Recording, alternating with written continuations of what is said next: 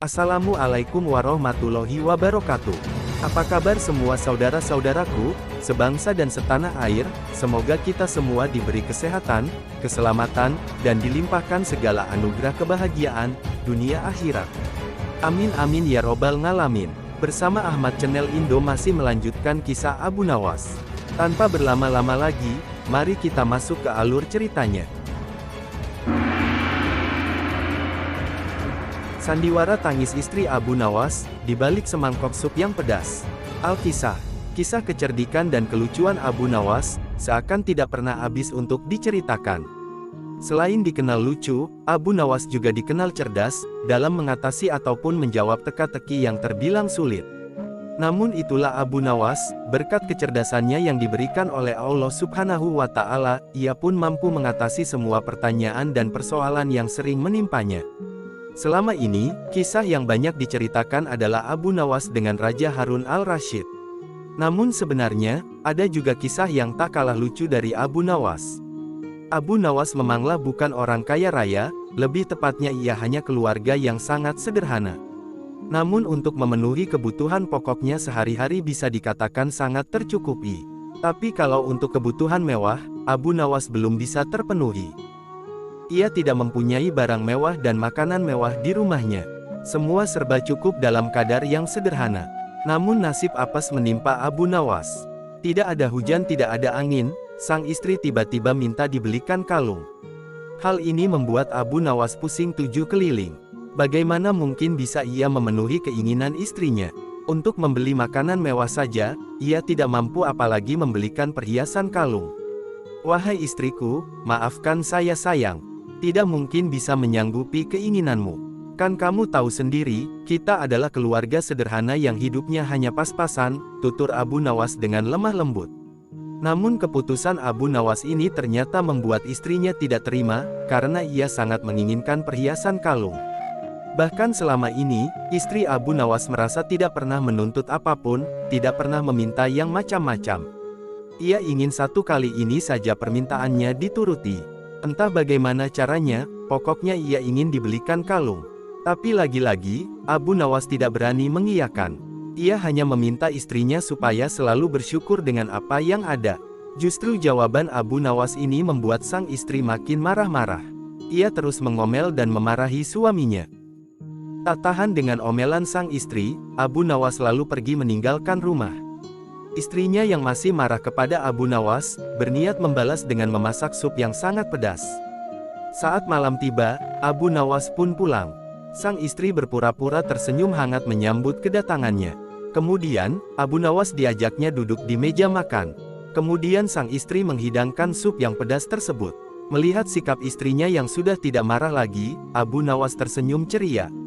"Kamu memang istriku yang sangat solehah," puji Abu Nawas sambil tersenyum kepada istrinya. Tapi sungguh malang benar, sang istri yang terlena dengan pujian itu, lupa dengan jebakannya sendiri. Ia menyendok sup pedas itu ke dalam piringnya dan memakannya. Air mata pun meleleh di kedua pipinya, karena rasa pedas yang luar biasa. Seketika itu juga, Abu Nawas kaget dan heran melihat istrinya yang tiba-tiba menangis sesegukan. "Kenapa kamu menangis wahai istriku?" tanya Abu Nawas dengan bingung. "Aku teringat almarhum ibuku. Ibu sangat menyukai masakan sup ini. Setiap kali aku makan sup seperti ini, aku jadi teringat almarhumah ibu. Itulah yang membuat aku menangis," jawab sang istri, berpura-pura. "Ya sudahlah wahai istriku, ibumu itu orang yang baik. Insya Allah beliau meninggal dalam keadaan husnul khotimah," balas Abu Nawas, menenangkan istrinya, sambil mengelus-elus rambut istrinya. Kini giliran Abu Nawas yang memakan sup pedas itu. Betapa terkejutnya ia, ternyata sup yang ia makan pedasnya bukan main. Kedua mata Abu Nawas langsung meneteskan air mata tanpa henti. Bahkan air matanya lebih banyak dari sang istri. Tak mau kalah dengan sandiwara istrinya, Abu Nawas meluapkan rasa pedasnya dengan menangis terisak-isak. "Kenapa kamu menangis wahai suamiku?" tanya sang istri, heran. "Aku juga teringat almarhumah ibu kamu. Kenapa dia mati meninggalkanmu tanpa mengajak dirimu?" jawab Abu Nawas. Mendengar jawaban Abu Nawas, istri yang tadinya jengkel mendadak tertawa terpingkal-pingkal. Keduanya akhirnya rukun dan mesra kembali, bahkan tak jadi minta dibelikan kalung. Kisah selanjutnya, karena kecerdikannya, Abu Nawas berhasil buat sang Raja Harun ar-Rasyid harus cium pantat ayam. Alkisah. Suatu hari, Raja Harun ar-Rasyid merasa geram dengan ulah Abu Nawas. Beberapa kali sang raja telah dibuat malu oleh Abu Nawas di hadapan petinggi kerajaan. Kemudian muncul rasa dendam di hatinya, raja pun membuat jebakan untuk membalas perbuatan Abu Nawas. Seperti biasa, jika Abu Nawas tidak bisa menjawab tantangan raja, pasti akan mendapatkan hukuman dari baginda raja. Pada suatu hari sang Raja Harun ar-Rasyid memanggil Abu Nawas ke istana. "Wahai Abu Nawas, di meja itu terdapat ayam panggang, tolong segera diambilkan," kata raja. Abu Nawas merasa bingung karena tidak seperti biasanya raja memerintahkan Abu Nawas mengambil makanan. "Kamu boleh memakannya Abu Nawas, tapi jangan kamu potong pahanya. Jika kau potong pahanya, maka aku akan potong pahamu. Jika kau potong dadanya, maka akan kupotong dadamu. Jika kau potong kepalanya, maka akan kupotong kepalamu. Namun jika kau diamkan, maka akan kugantung dirimu," kata baginda raja lagi. Abu Nawas pun merasa kebingungan dengan titah sang baginda raja. Dalam kebingungannya itu, Abu Nawas yakin bahwa itu akal-akalan raja untuk menghukumnya. Abu Nawas nampak tegang, bahkan semua yang hadir pun ikut tegang, tak lupa para petinggi kerajaan pun turut tegang juga.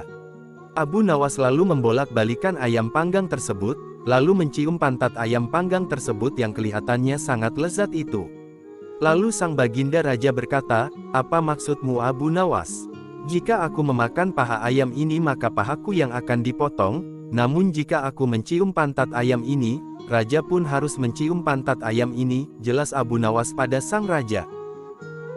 Sontak saja raut wajah sang baginda raja memerah. "Cepat pulang dan bawa ayam panggang itu Abu Nawas," kata sang raja karena merasa dipermalukan lagi oleh Abu Nawas yang kesekian kalinya. Abu Nawas pun pulang dengan membawa ayam panggang dari Raja Harun ar-Rasyid itu. Dalam batin sang baginda raja, ia bergumam, "Awas kau Abu Nawas. Di lain hari pasti aku bisa menjebakmu juga." Kisah selanjutnya, itik panggang berkaki satu untuk baginda raja, ujung-ujungnya adu kecerdikan juga. Alkisah. Suatu ketika, Abu Nawas disuruh istrinya mengantarkan itik panggang untuk baginda raja. Hal ini bertujuan supaya baginda Raja Harun ar-Rasyid semakin menyayangi Abu Nawas dan istrinya. Namun, Abu Nawas menolak permintaan dari sang istri dan tidak mau untuk pergi mengantarkan itik panggang tersebut ke istana. Sebab, dirinya sendiri jarang makan enak, kenapa harus memberikan itik panggang kepada baginda raja, begitu pikir Abu Nawas dalam hati. Walau sempat tidak mau menuruti keinginan sang istri, akhirnya Abu Nawas tetap berangkat ke istana membawa itik panggang tersebut. Di dalam perjalanan menuju ke istana, Abu Nawas merasa tidak tahan lagi dan ingin segera memakan itik panggang tersebut. "Ah, biar saja kuambil kaki yang satu itu," pikir Abu Nawas sembari mematahkan kaki salah satu kaki itik itu. Tanpa pikir panjang, Abu Nawas kemudian memakan kaki itik panggang yang sudah dipatahkannya tersebut. Usai memakan kaki itik panggang itu, kemudian Abu Nawas melanjutkan perjalanan menuju ke istana, untuk menghadap baginda raja. Sesampainya di istana, Abu Nawas disambut dengan ramah oleh baginda raja yang saat itu sedang makan. Melihat ada sesuatu yang dibawa oleh Abu Nawas, maka baginda langsung menanyakan apa yang dibawa oleh Abu Nawas tersebut. Tidak banyak bicara, Abu Nawas pun langsung menyerahkan barang bawaannya itu kepada baginda raja. Awalnya baginda merasa senang, karena dibawakan itik panggang, namun kemudian ia merasa bingung karena kakinya cuma satu. Karena penasaran ingin tahu, baginda raja langsung menanyakan kepada Abu Nawas, perihal itik panggang berkaki satu yang diberikan kepadanya tersebut. "Mengapa itik panggang ini hanya berkaki satu, Abu?" tanya baginda raja dengan heran. Kemudian, Abu Nawas pun menjawab dengan mengatakan, "Jika itik di negeri ini memang hanya berkaki satu Tuan Baginda." Abu Nawas juga berkata, bila baginda tidak percaya, bisa melihatnya langsung di kolam, yang di situ banyak itiknya. Kemudian, mereka berdua berjalan dengan santai menuju ke arah kolam istana. Di sana, terlihat banyak itik yang sedang berenang dengan melipat satu kakinya, sehingga nampaklah itik itu hanya berkaki satu. "Lihatlah, di sini itik cuma berkaki satu," kata Abu Nawas kepada baginda raja. Tentu saja Baginda tidak mau lagi ditipu oleh Abu Nawas, maka ia pun kemudian berteriak dengan sangat keras. Semua itik pun kaget, dan menurunkan kakinya yang dilipat, kemudian itik-itik tersebut berterbangan kemana-mana. Mengetahui dirinya akan ketahuan berbohong oleh Baginda Raja, maka Abu Nawas pun tidak kehilangan akal bulusnya.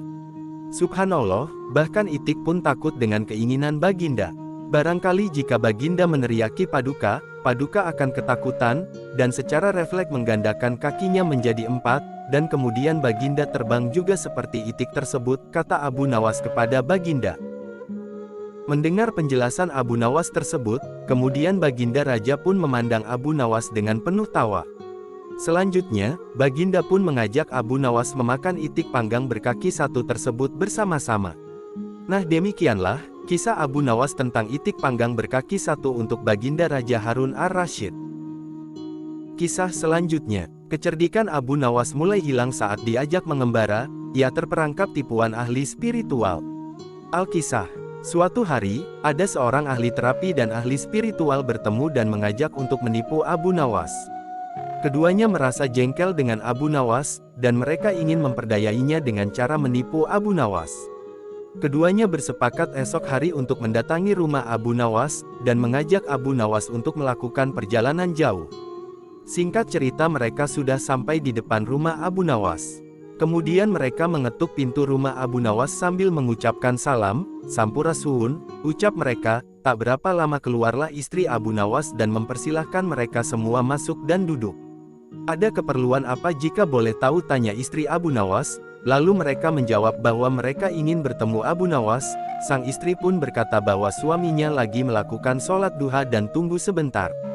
Kemudian mereka duduk di teras sambil menunggu Abu Nawas yang masih beribadah. Sambil berlalu, kemudian istri Abu Nawas membuat kopi untuk para tamu tersebut. Beberapa saat kemudian, Abu Nawas keluar dan menemui tamu tersebut sambil ngobrol. "Ada apa kalian datang ke sini? Apa ada yang bisa kubantu?" kata Abu Nawas mengawali pembicaraan. "Kami ingin mengajak engkau melakukan perjalanan yang jauh. Kalau engkau Tuan Abu Nawas tidak keberatan, sudikah kiranya bergabung dengan kami?" kata ahli spiritual tersebut. "Wah, perjalanan jauh ya, aku setuju, kapan rencananya?" ucap Abu Nawas kepada mereka tanpa rasa curiga sedikitpun. Kemudian, dua tamu tersebut menyampaikan waktunya, bahwa perjalanan akan dilakukan besok pagi.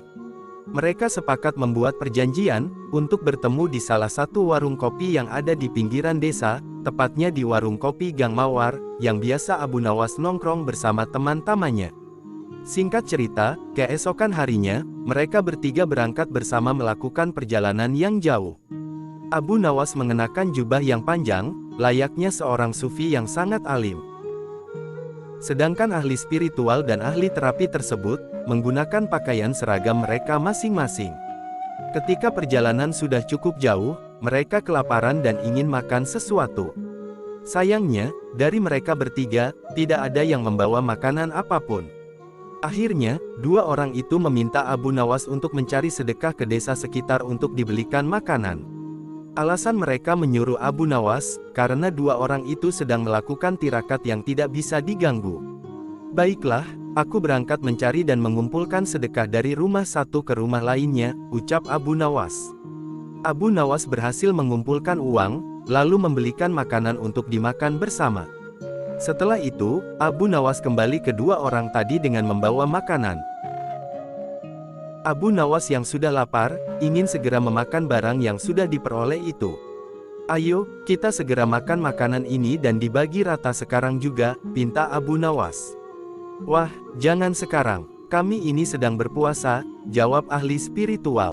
"Aku hanya menginginkan bagianku saja, sedangkan bagian kalian terserah pada kalian," ucap Abu Nawas.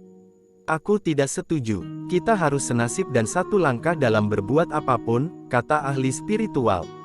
"Iya, aku pun tidak setuju karena waktu makanku besok pagi. Besok pagi aku baru akan berbuka puasa," tambah ahli terapi. Abu Nawas merasa kesal dengan perdebatan itu, kecerdikan Abu Nawas seolah hilang menghadapi dua orang itu. "Kenapa kalian begini? Aku yang engkau jadikan alat pencari sedekah, dan sekarang telah kutukar dengan makanan. Sekarang kalian tidak mengizinkan aku mengambil bagianku sendiri, sangat tak masuk akal, keluh Abu Nawas. Sayangnya, keluhan Abu Nawas tersebut tak mendapat tanggapan dari mereka dan malah tetap membiarkan Abu Nawas kelaparan. Abu Nawas kembali mencoba meyakinkan kawan-kawan agar mengizinkan ia memakan bagiannya. Tetapi mereka tetap saja menolak. Abu Nawas benar-benar merasa jengkel dan marah. Bagaimana kalau kita mengadakan perjanjian, kata ahli spiritual kepada Abu Nawas. Perjanjian apa? Tanya Abu Nawas. Kita adakan lomba. Barang siapa di antara kita yang bermimpi paling indah, maka ia akan mendapat bagian yang terbanyak, yang kedua lebih sedikit, dan yang terburuk akan mendapat paling sedikit, kata ahli spiritual. Abu Nawas pun setuju dan tidak memberi komentar apa-apa. Setelah itu, dua orang itu tertidur namun Abu Nawas tidak bisa tidur. Ia hanya berpura-pura tidur. Setelah merasa yakin kawan-kawan sudah terlelap tidur, Abu Nawas menghampiri makanan itu. Tanpa berpikir dua kali, lalu Abu Nawas memakan makanan sampai habis sehingga tidak tersisa sedikit pun. Setelah merasa kekenyangan, Abu Nawas pun baru bisa tidur. Keesokan harinya, mereka bangun hampir bersamaan. Ahli terapi dengan wajah berseri-seri bercerita, "Tadi malam aku bermimpi memasuki sebuah taman yang mirip sekali dengan nirvana. Aku merasakan kenikmatan yang belum pernah kurasakan sebelumnya dalam hidup ini." Dia mengatakan bahwa mimpinya benar-benar menakjubkan. Kemudian giliran ahli spiritual menceritakan mimpinya. "Aku seolah-olah menembus ruang dan waktu. Dan ternyata memang benar. Aku secara tidak sengaja berhasil menyusup ke masa silam, di mana pendiri agamaku hidup. Aku bertemu dengan beliau dan yang lebih membahagiakan adalah, aku diberkatinya oleh beliau." Ahli terapi memuji-muji kehebatan mimpi ahli spiritual tersebut. Namun Abu Nawas hanya diam, dan tidak merasa tertarik sedikitpun dengan mimpi mereka. Karena Abu Nawas belum juga buka mulut, dua orang itu mulai tidak sabar untuk tidak menanyakan mimpi Abu Nawas. Kemudian Abu Nawas mulai berbicara pada mereka, "Kalian tentu tahu Nabi Daud alaihi salam, beliau adalah seorang nabi yang ahli berpuasa. Tadi malam aku bermimpi berbincang-bincang dengan beliau. Beliau menanyakan apakah aku berpuasa atau tidak. Aku katakan aku berpuasa, karena aku memang tidak makan sejak dini hari, kemudian beliau menyuruhku segera berbuka karena hari sudah malam. Tentu saja aku tidak berani mengabaikan perintah beliau. Aku segera bangun dari tidur, dan langsung menghabiskan makanan itu," kata Abu Nawas. Sambil menahan rasa lapar yang menyayat-nyayat, ahli spiritual dan ahli terapi saling berpandangan satu sama lain. Akhirnya kejengkelan Abu Nawas terobati. Kini mereka sadar, bahwa tidak ada gunanya coba-coba mempermainkan Abu Nawas, karena pasti hanya akan mendapatkan celaka, untuk diri mereka sendiri.